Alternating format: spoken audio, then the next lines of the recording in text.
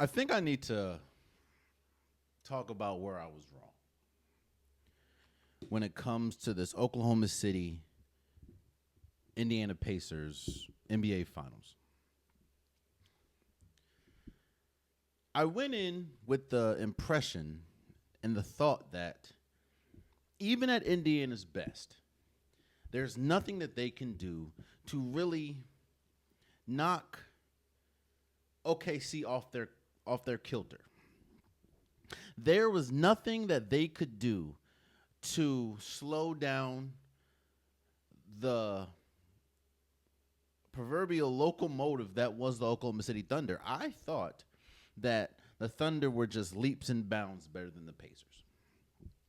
Now, was I disrespecting the Pacers in a sense of, I think it was more the utmost respect for the Oklahoma City because I respect the Pacers. I may not have respected them going into the playoffs, but seeing their road, I had to give all the respect in the world. I mean, you beat Giannis, you beat Donovan Mitchell, you beat the Knicks and Jalen Brunson, and now you're going against Shai Gilgeous-Alexander and the Oklahoma City Thunder. So I understand. Maybe it definitely probably was a little bit disrespect. And as we sit here today, the series tied up 2-2. I'm going to start by giving praise to the Indiana Pacers, even though Oklahoma City did win Game 4 in epic fashion. We'll talk about that in a second. I was even slow to give the Pacers credit for Game 1 and Game 2, or Game 1, because I felt that a lot of things that happened in Game 1 was correctable by the Oklahoma City Thunder. Whether we talk about the turnovers, whether we talk about the points off turnovers that they failed to capitalize on, the big lead that they lost, I felt that the things that the Pacers were doing was not sustainable because I felt the Oklahoma City Thunder was kind of digging themselves a ditch more than the Pacers were winning. As we sit here, Game 4 is over. Even though Oklahoma City won Game 4, I have to tip my hat to the Indiana Pacers because Game 1 happened. Then Game 2 happened. Then Game 3 happened, and now Game 4. And while the series is tied up 2-2, the Pacers have done an excellent job in defending. Because that's one thing that I didn't think that they would have going into these playoffs. They're not the best defensive team. Their defense was mostly, their offense. When their offense is clicking, causing turnovers and getting fast breaks, it's very hard to win.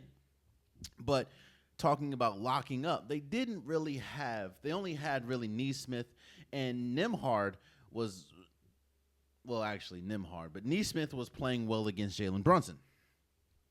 But the way that they have, even though Shai Gilgeous-Alexander is averaging like 32 points or something in these finals, the relentless pressure that they're putting on Shai Gilgeous-Alexander, the fact that he has to see they're face guarding him the entire game. There's not a point where there's not a defender on Shai Gilgeous-Alexander. Even when they go zone, it's usually y'all do whatever that is. I got Shai. Nesmith has been incredible guarding Shai. And the Pacers, yes, I was wrong about the overall prediction because I thought that it was going to be over OKC in 5. But as I sit here today, even with Oklahoma City winning Game 4, I would not be shocked the way that they're defending, the way that Rick Carlisle is calling the game, the way that their offense is clicking at times. I wouldn't be surprised if Indiana wins this series. I'm still not going to go as far as pick them, but they have been incredible. I didn't think I would see a team that is mainly offensive-oriented really knock OKC off their kilter. And the Pacers have done a good. Tyrese Halliburton, even though I've been preaching the fact that he hasn't really played well in the playoffs. In fact, not playoffs, in the finals. He's had his moments. In fact, game 1 and game 2, he didn't play great. Game 3, he was aggressive, but he didn't play great. He had his moments. Of course, he had the game winner essentially in game 1, but he hasn't played great. But what he has done is he has created pace for this Pacers team. And that's something that you're not really going to see on a stat sheet. Hell, in game 4, he had 18 points, 7 assists, 2 steals. You would think, with 5 turnovers, you would think that that's a bad game because he went 1 for 7. And while it wasn't the best, if you watched the game, every single time Tyrese Halliburton was in the game, it just felt like the pace. It just felt like the offensive flow was much better for the Pacers. I was extremely wrong. I thought that they just didn't have a shot. And again, we're about to talk about game 4, but they have proved me extremely wrong. And I'm not.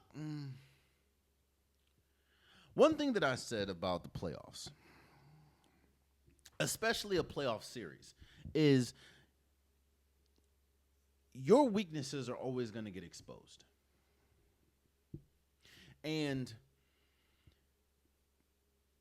as great as the Oklahoma City Thunder is, as much of a juggernaut they look like, as much of a juggernaut they've been this year, they are not without fault.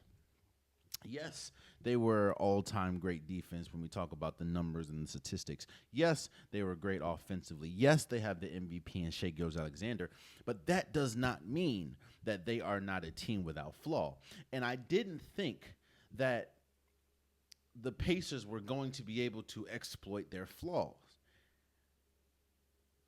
which now that I'm really sitting here thinking about it, that's such a contradiction to my original point, as in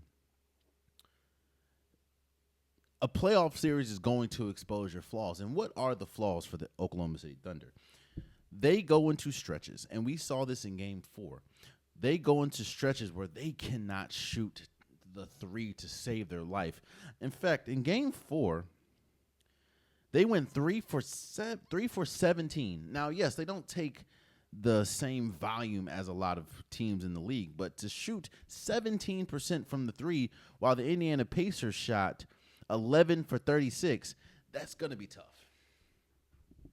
And that's not the first time that has happened in this series. And on top of that,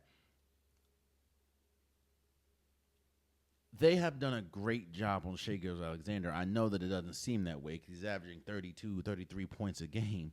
But they've done a great job in limiting him to he has to work. He's worked. This is the hardest I've ever seen Shai Gilgeous work to get buckets. I mean, in game 4, he had 10 free throws, and most of those free throws came in the fourth quarter. I think the overarching, even though I know it's obvious when you look at, or it can seem obvious when you look at the series and where it is right now, but both of these teams it seems that they're even. And that to me is the biggest revelation. I know the series is tied 2-2, but game 1 and game 4 looked exactly alike, just flipped. I think Doris Burke and Mike Breen talked about it, and Richard Jefferson. In game 1, the Oklahoma City Thunder had total control of the game. They were up 15. They looked like juggernauts. They looked like the team that I thought they would be and that they've been all playoffs. But it was that fourth quarter, more towards the end of the fourth quarter, where the where the Pacers just started rolling. And obviously Tyrese Halliburton hit the game winner. They lost game 3. or game one. Why do I keep saying game three? They lost game one. Game four, and we'll talk about game four now. The Oklahoma City Thunder beat the Pacers 111 to 104. If you just look at the scoreboard, you'd think that obviously the Oklahoma City Thunder won, but you'd think that it was more of an easy game. I mean, Shai Gilgeous-Alexander had 35. Jalen Williams, who I've been critical on most of this series, he was great with 27 points. Even though he was 8 for 18 from the field, he was 11 for 11 from free throw. Alex Caruso had his second 20-point game in the finals. Chet Holmgren 14 and 15. You would think that this was a great game for the Oklahoma City Thunder. Now, the overall result was great, but the Pacers dominated the entire game. They could not. It was shocking almost watching the Oklahoma City Thunder because they could not stop the Pacers at all. Pascal Siakam had 20 points. Miles Turner had 12. Andrew Nembhard had 10. Tyrese Halliburton had 18. Obi Toppin had a 17-point game. It felt like they could not stop the Pacers. Anytime, in fact, it wasn't until late in the fourth quarter where OKC got their first second half lead.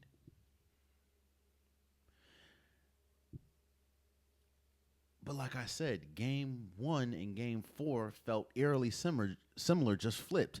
Because the fourth quarter, Oklahoma City scored 31 points to the Indiana Pacers 17.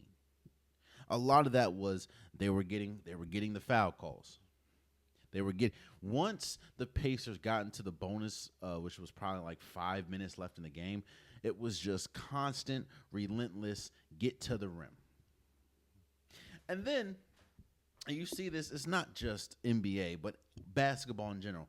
When you have a large lead, because I think they had they have a 10-point lead, and you see a team that you may not, obviously your locker room thinks it, but you may not be favored to win, starts chipping away. You start to get a little tight. Maybe not your stars, but you start to get a little tight, which is why you saw some bad turnovers at the end of the game, which is why you saw fouls before the ball was inbounded, which is why you saw what's his name? Benedict Mathurin, who has been incredible from the free throw line. He missed 3 of his 4 free throws in the fourth quarter. You just start getting tight, and on top of that, at that point, the momentum is shifted. In Oklahoma City Thunder, Shai Gilgeous had, I think, 20 of his 35 points had to come in the fourth quarter. I may be over-embellishing, but it was something.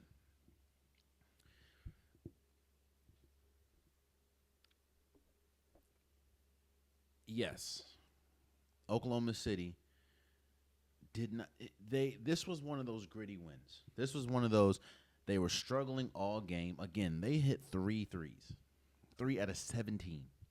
However, they got to the line 38 times and hit 34 of them. The free throws kept them in the game, and it wasn't a huge discrepancy outside of the makes. The Pacers went 25 for 33 from the free throw line.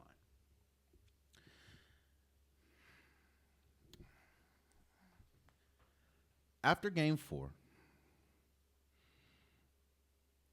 I'm not going to get off my pick in saying that the Oklahoma City Thunder is going to win this series. I still think that they're a better team.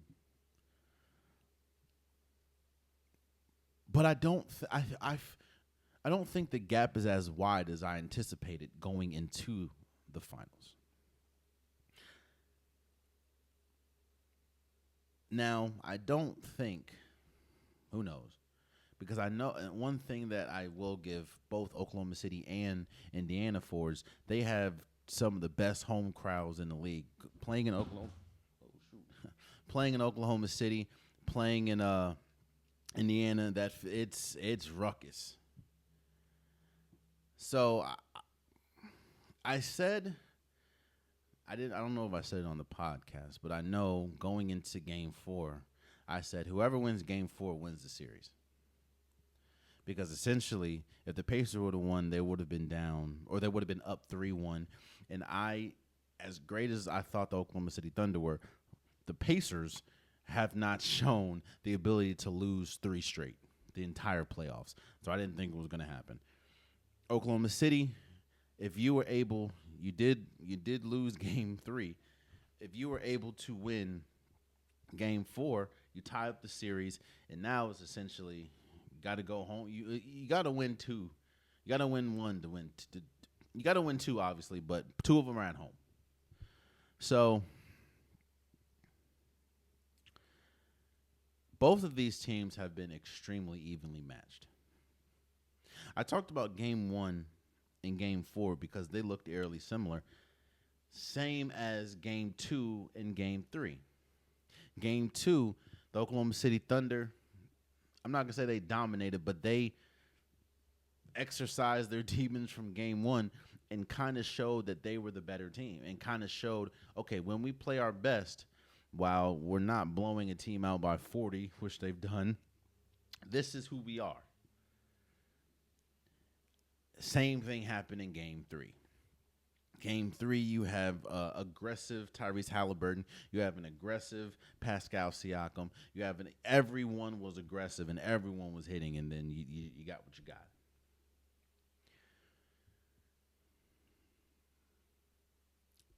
The Pacers have earned not just the respect from me, but respect, I think, worldwide, even if they lose this series.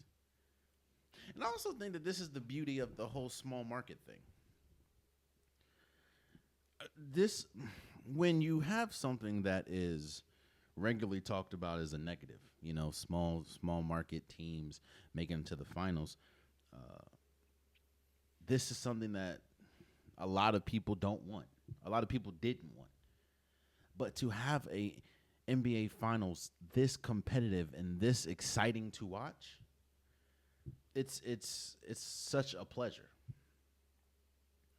And I thought Oklahoma City in 5. Obviously, that's not going to happen. So I guess it's Oklahoma City in 6. But I would not be shocked if the Pacers go into Oklahoma City in Game 5 and win.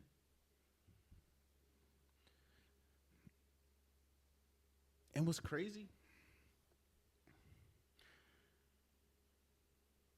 is really none of these stats none of the series stats really tell the whole story. Like Shea averaging 30 something points, 33, 32 points in the series hasn't really painted a picture of the Pacers have been playing great defense on him. He's just been having to work hard for his points.